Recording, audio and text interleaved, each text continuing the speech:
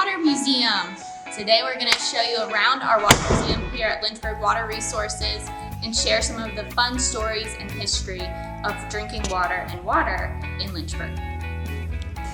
Lynchburg is one of the oldest water utilities in the country, second only to Philadelphia. Our system's over 200 years old. To demonstrate how old it is, I'll tell you a quick story.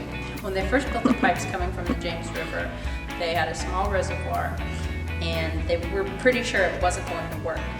So they sent a small child down into the pipes to wait for the water. The first time he went down, all he could hear was a dull roar. He said, "No water, pull me right back up." So they pulled him back up, put him back down again. The second time he went down, there was all kinds of dust and a wind coming through. He said, "No water," so they pulled him back up. The third time he went through, he had a very different demeanor and he said, "Pull me up, she's a-coming." And the water started gushing through the pipes. So it was a pretty incredible feat of engineering based on the time period that it was in, and a really great story for us to share. In Lynchburg, we have two water sources, the Pedlar Reservoir and the James River. The Pedlar Reservoir water travels here entirely by gravity. That's 22 miles that water flows through mountains and streams and under the James River to get here. This pipe is the original 1907 Pedlar 30-inch diameter pipe that was made from California redwood and is bound together with steel hoops. It's pretty cool because they have this going 22 miles from the Pedlar Reservoir all the way to here. They started installing it in 1903 and they finished in 1907. So for that time, that was quite a feat to put in this amount of piping for 22 miles.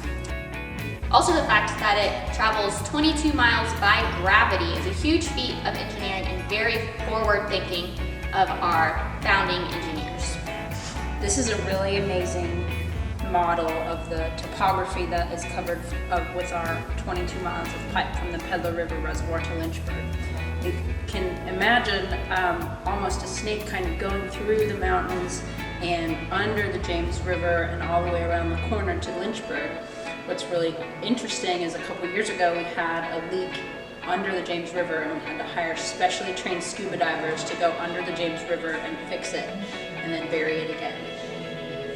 We get a lot of questions about how the water can get here even though it has to go all the way down to the James River, which we know is a lower point topographically than where we are now.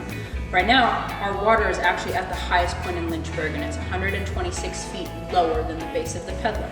Because the water that we get here is contained within the pipe, the pipe acts as a roller coaster. You think you go down a roller coaster really fast and you don't need another engine to get up to the top. That's how our pipe works. The administration building that our water museum is in is actually used to be our old filtration plant in 1917. And what we're standing here in front of today is one of those 1917 filters. So we had 16 of these in our plant here, and each one could filter 500,000 gallons of water a day. So that's 8 million gallons of water that we could produce in this building in 1917. And if you can imagine 16 of these huge filters throughout this entire building, it would be much more crowded than what you see if you walked in here today. Thanks for taking a little time to learn about Lynchburg Water Resources history with us today.